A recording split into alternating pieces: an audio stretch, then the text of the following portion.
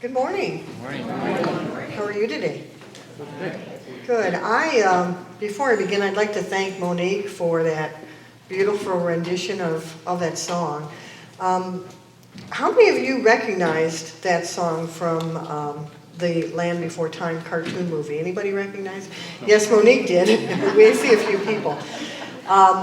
When I was young, that movie came out when my son was born in 1991. The movie came out in 1988. And when my son was born in 1991, I think from the time he was born until the time he was about 10, we watched that movie several times a week. And I cried every time.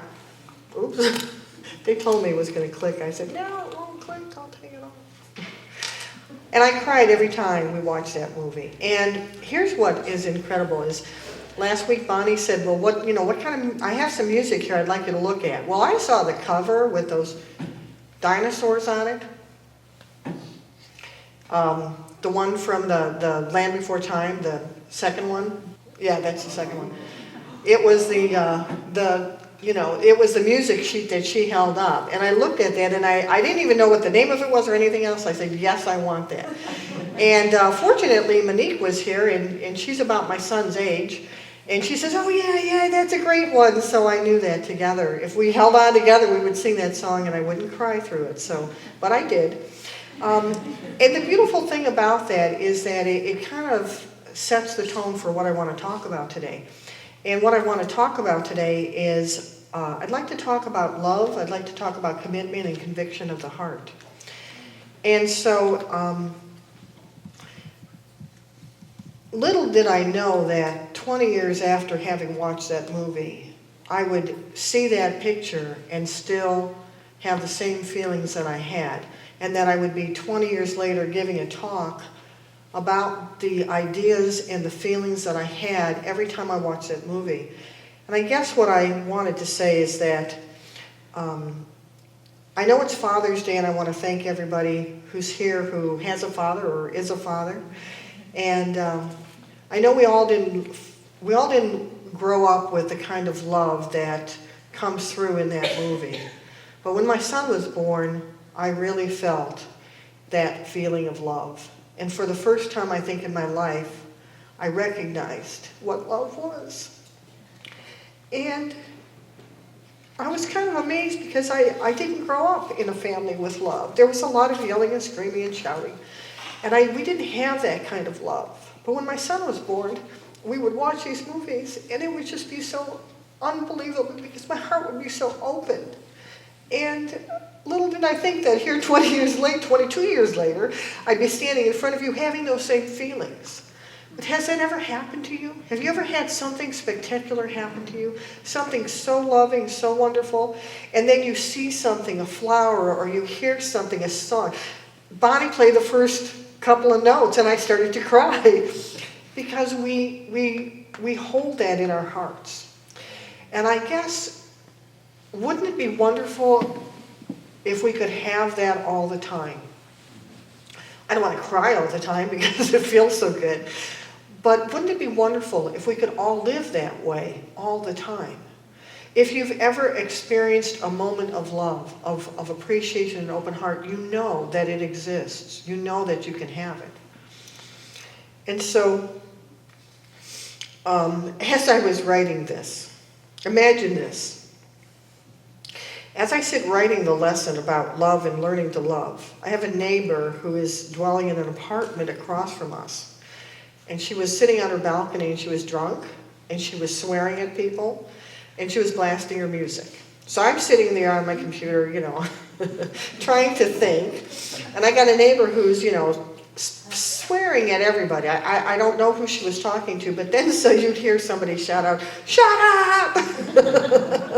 And then somebody else would say, "Shut your mouth!" And she'd say, "You blankety blank, blank, blank." So they're swearing back and forth. And I'm sitting there typing, "Oh, love, love, love." Right? And I said to myself, I'm talking about how we're all children of God and how we need to love one another. And so I said, "Can I love her?" And I said, "Yes, I can." I said, "No, I can't." I said, "Yes, I can." And no, I can't. And I started to think about it. How many times with my son the love just oozes out of my heart? With my husband, we just celebrated our 35th wedding anniversary. And let me add, without killing each other. Yeah, that's the best part. But, you know, it's not so easy to love, is it? It's not that easy to love when you're in a situation like that. And then you have the most extreme situation where somebody cuts in front of you, or somebody's, you know, swearing out the window and doing something that, isn't like you? Something that you wouldn't do? What is it that causes us to close our hearts off to those people? And it's so easy when you love somebody to say, oh, a child of God. But when you are in those adverse situations, can you love them too? We have to. We must. In order to make it a peaceful, every week we sing, let peace begin with me. And then we walk out the door and we yell at the person who cuts us off, you know? It's really hard to love all the time. It's really hard to open your heart. But I found some things that I thought maybe I could share with you that would help you to put it more in your consciousness in a more daily kind of a situation. So my first thought was to articulate what love really meant to me. And, you know, I always try to find a definition. I go to the head then, you know, go from the heart to the head to the heart to the head. And so I was looking for some definition of love that really struck me as true. And I found one by Elizabeth Kubler-Ross. And it goes like this. I never met a person whose greatest need was anything other than real, unconditional love. You can find it in a simple act of kindness towards someone who needs help. There is no mistaking love. You feel it in your heart. It is the common fiber of life, the flame that heats our soul, energizes our spirit, and supplies passion to our lives. It is our connection with God and to each other. And I thought that was, you know, that really did kind of sum it up. But then there was another one by Teilhard de Chardin. And he says, the day will come when after harnessing the winds, the tides and gravitation, we shall harness for God the energies of love. And on that day, for the second time in the history of the world, man will have discovered fire. And when you think about that, if we could harness the energies of love, wouldn't that be magnificent? But it has to begin with each and every one of us. So I thought that was a pretty powerful thought. Unconditional love, connection with God, harnessing for God the energies of love. Who wouldn't want to learn to love to our fullest capacity? So that took me on a journey to identify how we learn to love. What commitments do we need to make, and how do we open our hearts to love? I asked myself, what can I do to be more loving? And how did I learn to love in the first place? And why doesn't everyone love one another? And why don't I love everyone? So here's what I discovered. I recently agreed to co-facilitate a new class coming up in July. And you can check it out in your bulletin or on the website a little bit later. It's a book discussion to better understand the teachings of Pierre Teilhard de Chardin. Back in the 1920s, he was a revolutionary thinker who saw Christianity and the teachings of Jesus in a different light, as did the Unity movement and the New Thought movement.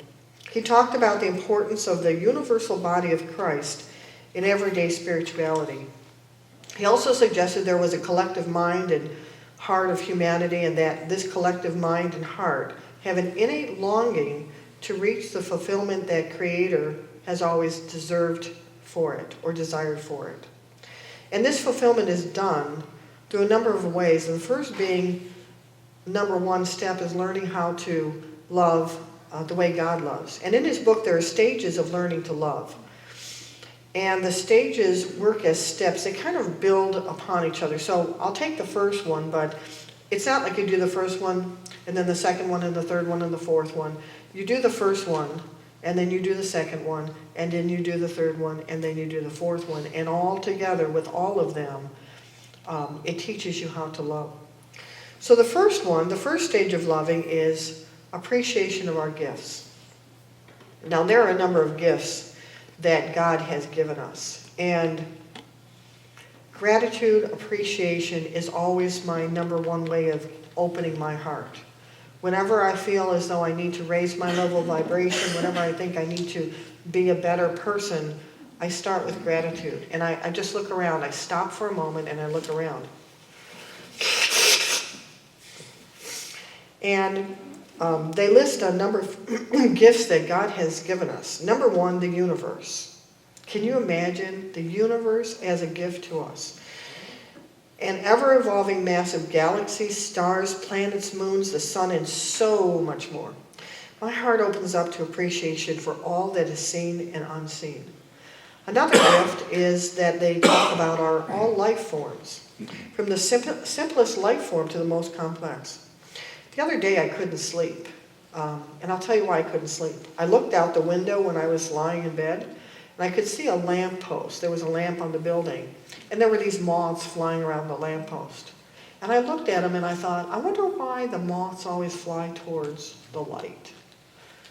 And I couldn't fall asleep because I was trying to figure out why I almost got up and Googled it to find out why the moths move towards the light.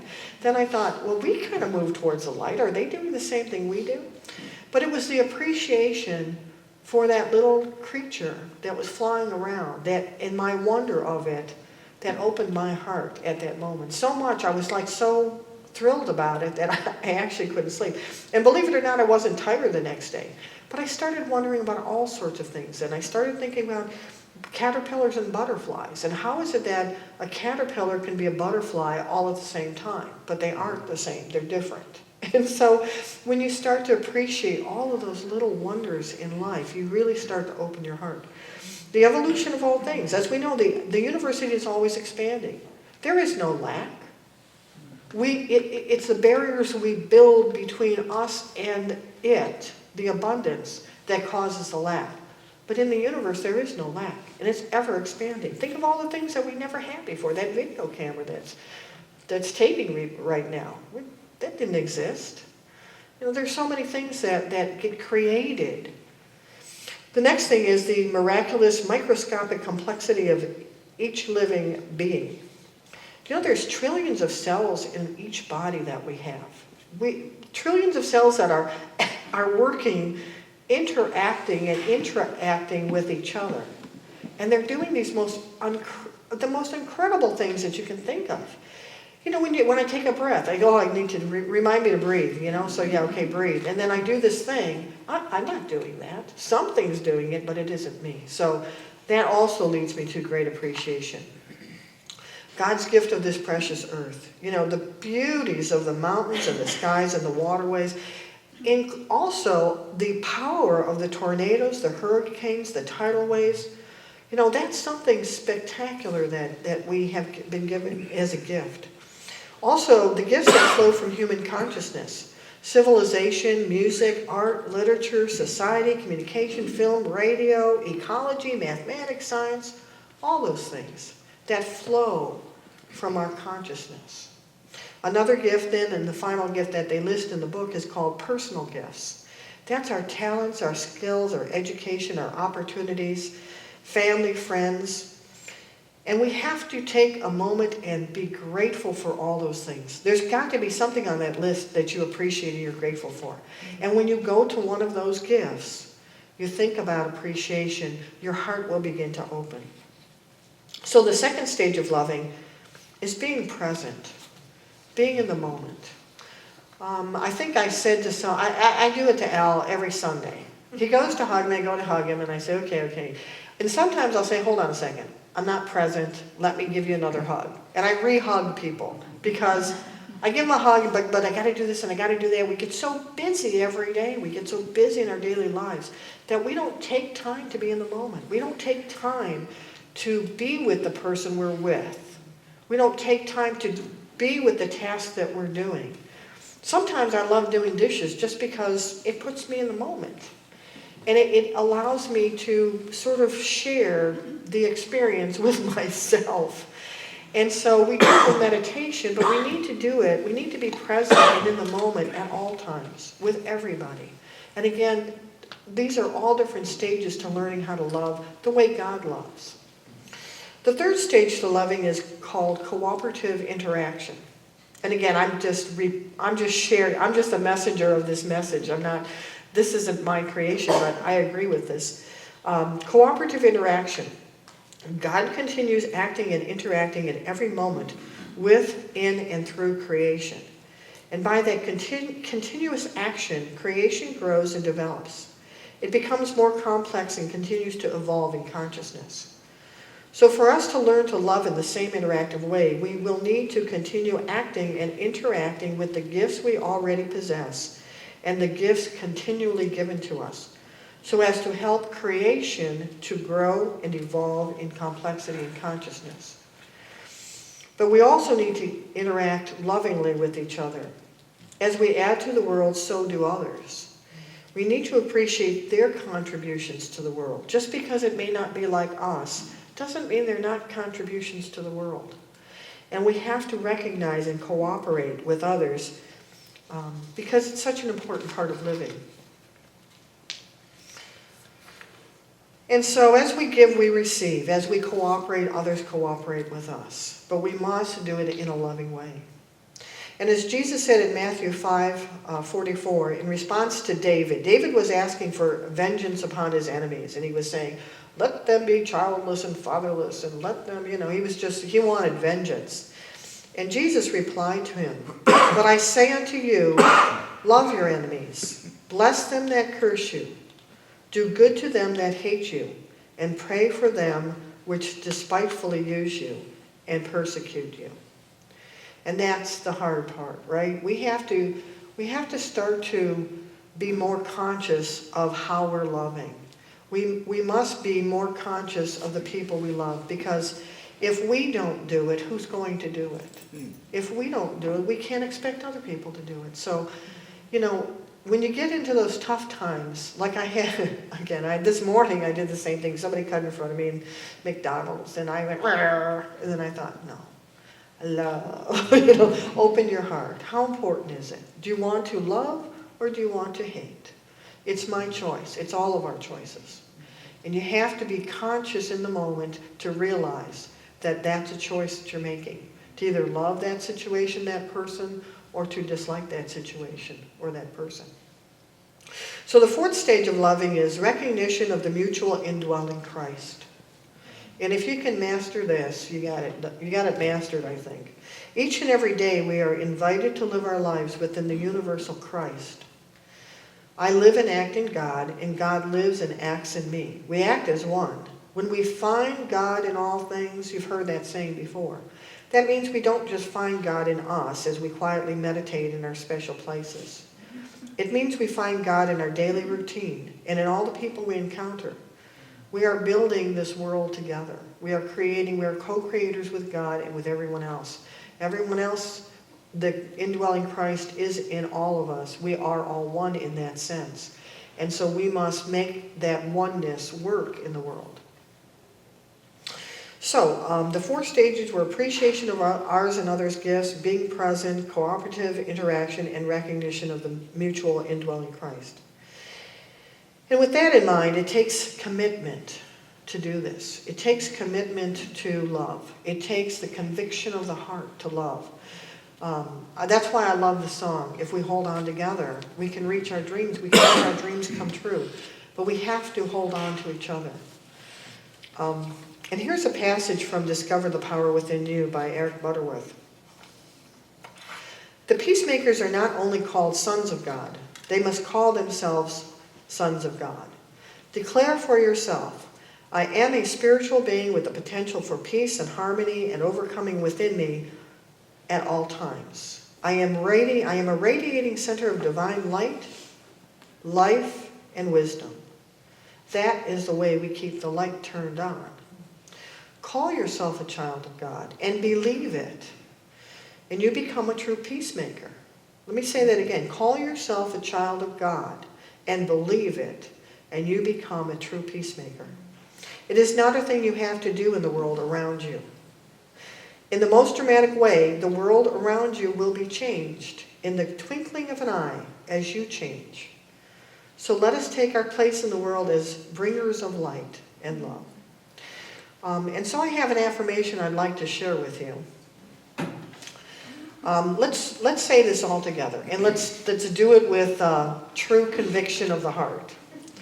I am a child of God, and I act like one. I am a radiating center of peace and love. So why should we work so hard on learning to love? Why should we commit to building our ability to love? Why should we open ourselves to the power of love? You know, love is one of the 12 powers here at Unity. And we forget about those 12 powers that we have to live in this life. Those are our tools. We have, you know, Susan shared with us last week so many tools for building our soul and building our spirituality. And so, because love in divine mind is the idea of universal unity, in expression, it is a power that joins and binds together the universe and everything in it. Love is a harmonizing, constructive power. When it is made active in consciousness, it conserves substance and reconstructs, rebuilds, and restores everyone and his or her world. It's a very powerful thing. So never forget, you have a tremendous power to make this world a better place to live. But we can't do it alone. As the song reminded us, we can make a difference in this world if we hold on together. And in closing, I have a poem that I would like to read. It's called From Buddha with Love. Is anybody familiar with that? Somebody sent me this poem, and it's just incredible. So let me finish with this. On the surface of the world right now, there is a war and violence and things seem dark. But calmly and quietly at the same time, something else is happening underground. An inner revolution is taking place, and certain individuals are being called to a higher light. It is a silent revolution, from the inside out, from the ground up. You won't see us on the TV. You won't read about us in the newspaper. You won't hear about us on the radio. We don't seek any glory.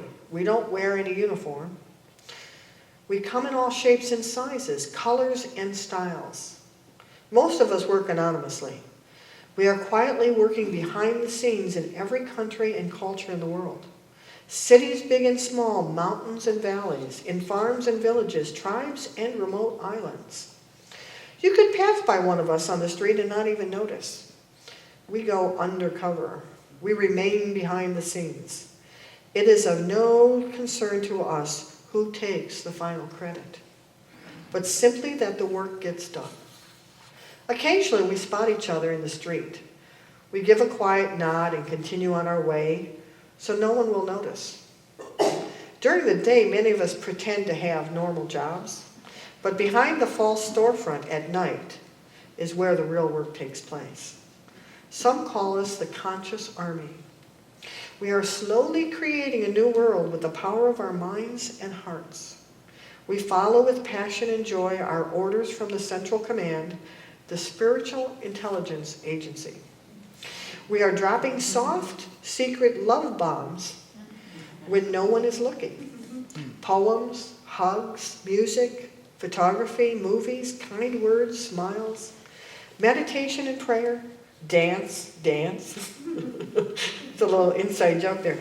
So, social activism, websites, blogs, random acts of kindness. Our work is slow and meticulous, like the formation of the mountains. It is not even visible at first glance, and yet with it, entire tectonic plates shall be moved in the centuries to come. Love is the new religion of the 21st century. You don't have to be highly educated or have any exceptional knowledge to understand it. It comes from the intelligence of the heart, embedded in the timeless evolutionary pulse of all human beings. Be the change you want to see in the world. Nobody else can do it for you.